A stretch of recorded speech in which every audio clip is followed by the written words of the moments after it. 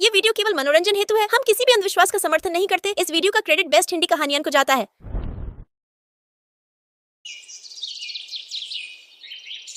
पालमपुर नाम का एक गांव था जहां विकास अपनी पत्नी सुधा के साथ रहता था। विकास गांव में रिक्शा चलाने का काम करता था।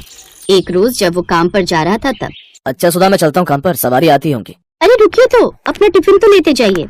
आज क्या बनाया टिफिन में? वही जिसे देखते ही आपका मूड ठीक हो जाता है। खुशबू बता रही है तुम्हारे हाथ की स्वादिष्ट कचौड़ियाँ है ना? बिल्कुल सही जवाब। अब जाइए, देर हो जाएगी। और सुनिए, शाम को जल्दी घर लौट आना। विकास रिक्शा लेकर निकल पड़ता है। वो जैसे बीच रास्ते में पहुंचता है, उसका टायर एक गड्ढे में जाकर फंस जाता है। वो जैसे जोर लगाकर उसे निकालने की कोशिश करता है तो वो रिक्शा खाई में गिर जाता है। हे भगवान, ये क्या हो गया? मेरी कमाई का जरिया खत्म हो गया। उदास होकर वो घर लौट आता है और सारी बात अपनी पत्नी को बताता है। अब वो अगले दिन गांव के सेठ जी के पास मदद मांगने जाता है। कोई पैसे नहीं है मेरे पास, तुम गरीबों का क्या पता पैसे लौटाओगे कि भी नहीं। अब जाओ यहाँ से।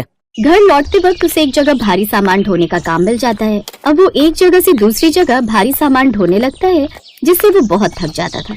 ऐसे ही एक रोज जब वो जंगल के रास्ते घर आ रहा था तो उसे रास्ते में एक बूढ़ी अम्मा मिलती है जो एक पेड़ के नीचे बैठी थी। बेटा, इस बुढ़िया को कुछ खाने को मिल सकता है? मुझे बड़े जोरों की भूख लगी है। पिछले 2 दिनों से मैंने कुछ नहीं खाया है। अम्मा तुम चिंता मत करो, मेरी घरवाली ने कुछ कचौड़ियाँ बनाकर दी थी, आप इन्हें खा लो। वो उस बूढ़ी अम्मा को कुछ कचौड़ियाँ खाने को देता है। उन कचौड़ियों को खाकर बूढ़ी अम्मा बड़ी खुश हो जाती है। वाह बेटा, ये तो सचमुच बड़ी ही स्वादिष्ट है। इतनी अच्छी कचौड़ियाँ तो मैंने अपने पूरे जीवन काल में कभी नहीं खाई। बेटा, तुम्हारा बहुत बहुत शुक्रिया। क्या बात है बेटा, तुम कुछ परेशान लग रहे हो? विकास उसे सारी बात बताता है। अच्छा ये बात है, चलो मेरे साथ चलो, तुम्हारी परेशानियों का हल है मेरे पास। वो बूढ़ी अम्मा उसे अपने साथ एक गुफा में ले जाती है और वहाँ रखी एक कढ़ाई उसे देती है। ये कोई ऐसी वैसी कढ़ाई नहीं है, इसमें तुम अपनी पत्नी से इसमें कचौड़ियाँ बनाने को कहना, फिर देखना चमत्कार। लेकिन मैं इसे कैसे ले सकता हूँ? रख लो बेटा, ये समझ लेना तुमने जो इस बुढ़िया को इतनी अच्छी कचौड़ियाँ खिलाई हैं, ये उसी का इनाम है।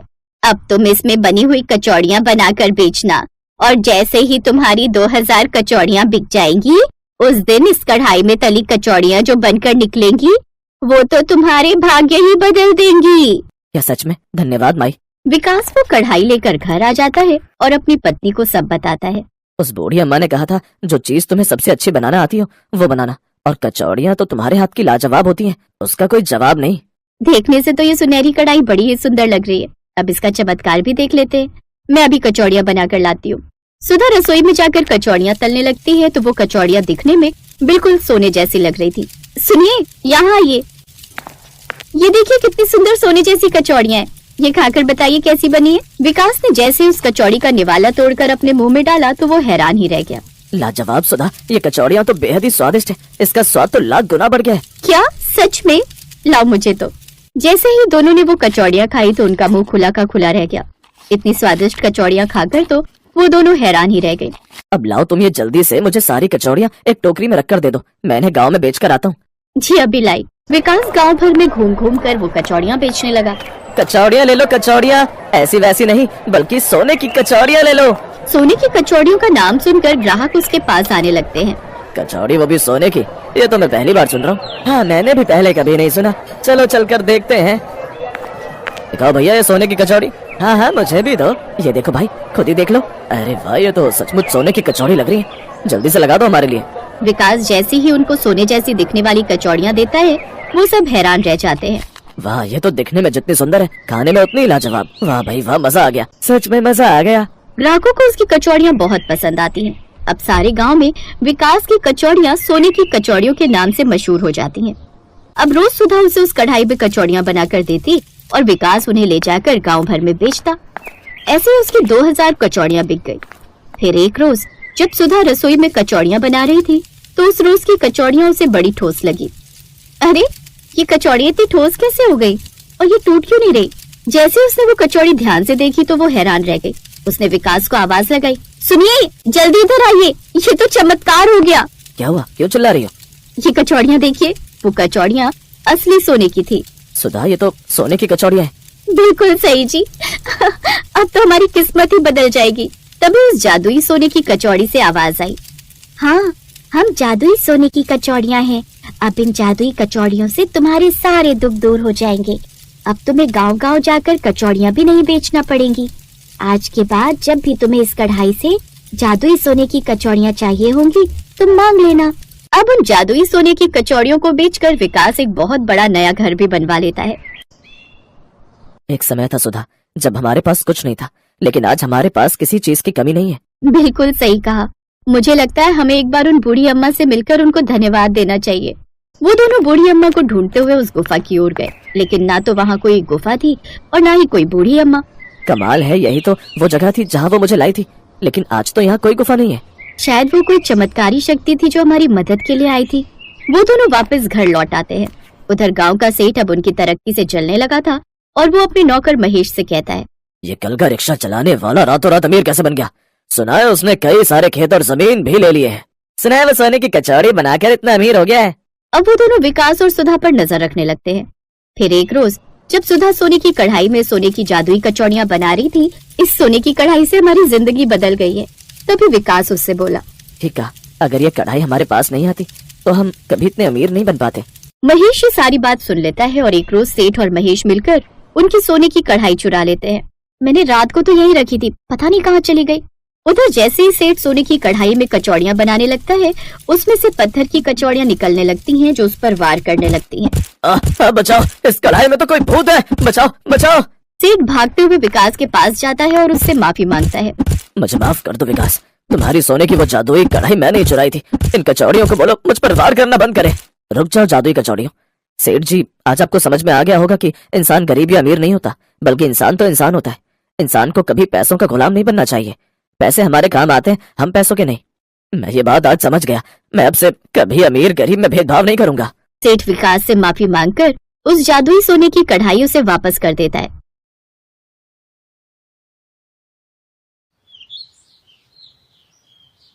बहुत पुराने समय की बात है। किसी गांव में महेश और सुरेश नाम के दो भाई रहा करते थे।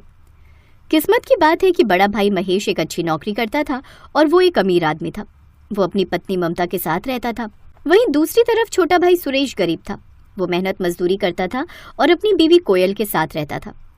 लेकिन एक दिन ऐसा हुआ कि उनके माँ बाप एक ही दिन एक ही समय पर गुजर गए। माँ, पिताजी, आप दोनों तो एक साथ हमें छोड़कर चले गए। शांत हो जाइए आप, अब होनी को कौन टाल सकता है। बच्चों की तरह रोना बंद करो, हर किसी को एक न एक दिन जाना ही है। अगले दिन, सुनिए, सुरेश और उसकी बीवी क्या हमेशा इसी घर में रहेंगे? हमारे टुकड़ों पर ही पलते रहेंगे? ममता, तुम बिल्कुल सही कह रही हो। अगले दिन, सुरेश, जब तक माँ बाप जिंदा थे तब तक तुम दोनों हमारे साथ रह रहे थे, लेकिन अब तुम्हें कहीं दूसरी जगह इंतजाम कर लेना पड़ेगा। भैया आप ये क्या कह रहे हो? अपने छोटे भाई से अलग होने की बात कर रहे हो? तू कौन होती है दो भाइयों के बीच में बोलने वाली है? कोयल, भैया और भाभी सही कह रहे हैं। ये घर भैया और पिताजी ने अपनी मेहनत की कमाई से बनाया था। मेरी इसमें सिर्फ मेहनत है, कमाई नहीं, इसीलिए हमारा इस घर पर कोई हक नहीं। सुरेश के हिस्से में थोड़ा सा खेत बचा था। वहीं पर वो अपनी पत्नी कोयल को लेकर चला गया। कोयल, आज से यही हमारा आशियाना है। मैं जा रहा हूँ काम पर, वैसे भी आज बहुत लेट हो गया है। महेश जिस फैक्ट्री में काम करता था, वहाँ पर वो जैसे ही पहुंचा वैसे ही वहाँ के सिक्योरिटी गार्ड ने उसे रोक लिया। कहाँ घुसे चले आ रहे हो? अरे गार्ड साहब, भूल गए क्या मुझे? मैं इसी फैक्ट्री में काम करता हूँ। काम करते नहीं हो, काम करते थे। तभी वहाँ पर मुनीम जी आ गए। गार्ड साहब बिल्कुल सही कह रहे हैं सुरेश। जब तुम्हारे भाई ने तुम्हें अपनी जायदाद और अपने घर से अलग कर दिया है, तो हम तुम्हें काम पर क्यों रखें? अभी तक तुम उनकी गारंटी पर काम कर रहे थे, पर अब वो गारंटी खत्म हो चुकी है। तुम कहीं दूसरी जगह काम देख लो। ये सुनकर सुरेश को बहुत बड़ा सदमा लगा। उसने मुनीम से कुछ नहीं कहा और आसपास की दूसरी कंपनियों में बहुत सारी दुकानों में काम ढूंढने की कोशिश करने लगा, लेकिन उसे कहीं काम नहीं मिला। अरे आज अब जल्दी आ गए। सुरेश ने सारी बात कोयल को बता दी। आपको बुरा लगेगा, लेकिन मैं फिर भी कहूंगी, आपके बड़े भैया तो आपके साथ ऐसी हरकत कर रहे हैं जैसे वो आपके भाई नहीं बल्कि दुश्मन हो, और इसमें आपके भैया की भी पूरी गलती नहीं है। सब कुछ ममता भाभी का किया धरा है। दिन रात वो महेश भैया के कान भरा करती हैं। कोयल, किसी दूसरे को गलती देने से क्या फायदा? भैया की किस्मत अच्छी थी, उन्होंने पढ़ाई लिखाई मेहनत की और एक अच्छी नौकरी पा गए। मैं वैसा कुछ नहीं कर पाया। ऐसे दिन बीतते गए, लेकिन सुरेश को कहीं काम नहीं मिला और उसके छोटे से खेत में मूंगफली की फसल तैयार हो गई थी। कोयल, लगता है इस बार मूंगफली की फसल बहुत अच्छी हुई है। मैंने फैसला किया है कि अब कहीं नौकरी नहीं करूंगा, बल्कि मूंगफली बेचूंगा। मूंगफली की पट्टी बनाकर बेचूंगा और साथ ही साथ एक छोटी सी चाय की दुकान भी खोल लूंगा। हाँ, ये सबसे अच्छा तरीका है। अगले दिन कोयल और सुरेश मिलकर अपने खेत की खुदाई करने लगे। तभी वहाँ पर चुपके से ममता आ गई और दूर से खड़ी होकर उनकी हालत पर हंस रही थी। अच्छा हुआ कि हमने इन्हें घर से बाहर निकाल दिया वरना इनकी गरीबी देख देख कर हम भी एक दिन गरीब हो जाते। सुरेश और कोयल खुदाई कर ही रहे थे कि तभी अचानक खेत के अंदर से एक जादुई मूंगफली निकली और देखते ही देखते उसका आकार बड़ा हो गया। ये क्या निकला इस खेत से? इतनी बड़ी मूंगफली तो मैंने आज तक नहीं देखी। तभी अचानक उस मूंगफली से एक आवाज आने लगी। मैं एक जादुई मूंगफली हूँ। तुम दोनों की मेहनत और आपस में असीम प्रेम की वजह से मैं तुम दोनों से बहुत प्रसन्न हूँ। इस मूंगफली का तेल निकालकर अपनी रसोई घर में भगवान के सामने दिया जला देना। तुम्हारा रसोई घर सोने का बन जाएगा। इतना बोलकर वो मूंगफली जमीन पर गिर गई। कोयल, हमने आज तक किसी के साथ ना ही गलत किया है, ना ही किसी के बारे में गलत सोचा है।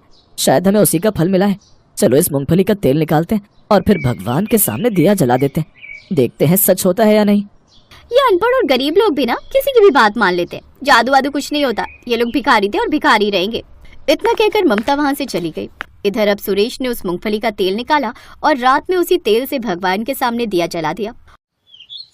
और जब सुबह दोनों सोकर उठे तो उनकी रसोई सोने की बन चुकी थी। सुरेश, ये तो कमाल हो गया। हमारे रसोई घर में रखी हर एक चीज सोने की हो गई। अब सारी तकलीफें दूर हो जाएंगी और अब हम बहुत बड़ा ढाबा भी खोल सकते हैं। एक अच्छा घर भी बनवा सकते हैं। हाँ कोयल, तुमने बिल्कुल सही कहा।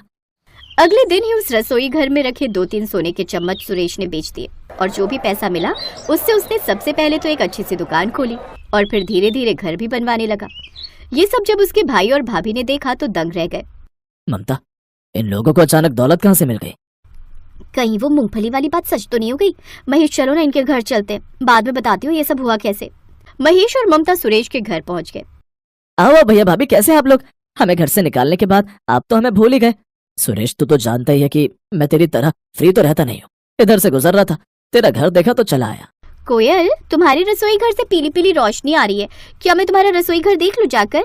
हाँ हाँ भाभी, क्यों नहीं, आपकी रसोई है, जाकर देख लीजिए। ममता उसके रसोई घर में जैसे ही गई, नजारा देखकर दंग रह गई क्योंकि पूरा रसोई घर सोने का था। उस रसोई में रखे हुए सारे बर्तन, यहाँ तक कि पानी भी, सब कुछ सोने का ही था। तभी उसकी नजर वहां गई जहां पर मूंगफली के तेल का दिया जल रहा था। लगता है यही वो तेल है जिसकी वजह से इसकी रसोई सोने की बन गई। थोड़ा सा तेल मैं चुरा लेती हूँ। ममता पहले से ही अपने साथ एक प्लास्टिक के डिब्बे लेकर गई थी जिसमें उसने मूंगफली का तेल चुरा लिया और फिर अपने घर वापस आ गई। फिर ममता ने सारी बात महेश को बता दी। मुझे तो नहीं लगता कि ऐसा कुछ हुआ होगा, लेकिन अगर तुम्हें लगता है तो जाओ, तुम भी अपने रसोई घर में मूंगफली का तेल के दिया जलाकर देखो। ममता ने उस चोरी किए तेल को अपने रसोई घर में जला तो दिया, लेकिन देखते ही देखते उसकी रसोई सोने की नहीं बल्कि घास की बन गई। अब उसके घर का सारा सामान घास का बन गया था। सारी सब्जियां, मसाले, सब कुछ घास का ही बन गया था जिसकी कोई कीमत नहीं थी। देखते ही देखते उसके रसोई घर में बहुत सारी बकरियां, गाय, भैंस घुस गई और घास चढ़ने लगी। अरे ये सब क्या हो गया? भगवान ने हमारे साथ गलत किया है। कोयल की तो पूरी रसोई सोने की बन गई, पर इस तेल को जब मैंने जलाया तो घास की रसोई बन गई। ये सारे जानवर देखो हमारे घर में घुस आए हैं। उस चोरी के तेल से उन लोगों का इतना नुकसान हुआ कि महेश की नौकरी चली गई। उनका पूरा घर घास का बन गया। वहाँ जानवर ही जानवर आ गए। महेश और ममता जमीन पर आ गए। अब उनके पास कुछ भी नहीं बचा। ममता, ये सब कुछ तुम्हारी लालच की वजह से हुआ है और कहीं ना कहीं मेरी भी गलती है, क्योंकि मैं भी तुम्हारी बातों में आ गया था। सुरेश और कोयल के साथ हमने कितना गलत किया, जबकि वो मेरा भाई है। फिर भी उन दोनों ने कभी हमें पलटकर जवाब नहीं दिया। उनके दिल में प्रेम था, उनके दिल में असली भक्ति थी, इसीलिए उनका रसोई सोने का बन गया। पर हमने क्या किया? सिर्फ धोखा और फरेब। अब हम यहीं बाहर जमीन पर ही रहेंगे और भीख मांगकर अपनी जिंदगी गुजारेंगे। मुझे भी अब अपनी गलती का एहसास हो गया है। मैं अब आपके साथ कहीं भी रहने को तैयार हूँ, लेकिन कम से कम मैं एक बार कोयल और सुरेश से माफी मांगना चाहती हूँ। महेश और ममता सुरेश के घर पहुंचे और माफी मांगने लगे। कोयल, मेरी वजह से 2 भाइयों के बीच दरार पड़ी। मैंने तुम्हारे रसोई घर से वो तेल चोरी किया जिससे तुम्हारी रसोई सोने की बन गई थी। उस दिन मैंने जादुई मूंगफली की सारी बातें सुन ली थी। ये सब कुछ मेरे लालच और घमंड की वजह से हुआ। मेरा घर तबाह हो गया। मेरा रसोई घर और पूरा घर घास का बन गया जिससे सारे जानवर मेरे घर को ही खा गए। कोई बात नहीं, आज से हम सब मिलकर एक साथ रहेंगे। अब वो चारों एक साथ खुशी खुशी रहने लगे। हेलो दोस्तों, कैसे हैं आप सब? हमारी कहानियाँ देखने के लिए हमारे चैनल को सब्सक्राइब कीजिए और हाँ, बेल आइकॉन पर क्लिक करना मत भूलिएगा।